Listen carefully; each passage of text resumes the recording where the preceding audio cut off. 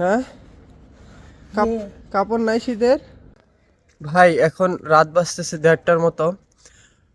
আমি বাসার নিচে বেরোইছি, নিচে বের হয়ে একটা দৃশ্য দেখলাম যেটা মানে আমার মনের ভিতর এত লাড়া দিল। একটা হুডি আমার এক্সট্রা, আমি এটা পরি। তোমার কাছে কাপড় চোপড় নাই? হ্যাঁ কাপড় নাই শীতের? এটা নিবা? নাও। কেমনে থাকবা? হ্যাঁ ধরো, কেমনে থাকবা? বকা দিব না, দাও নাও। কথা হলো, সে হুডিটা নিল না, বলতেছে যে ভাই মারবো।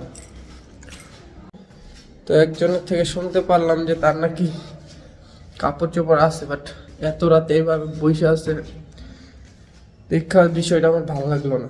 ভাবলাম যে আমরা কম্বলের নিচেই তো থাকতে পারি না, তো সে এমনি কেমনে বসে আছে।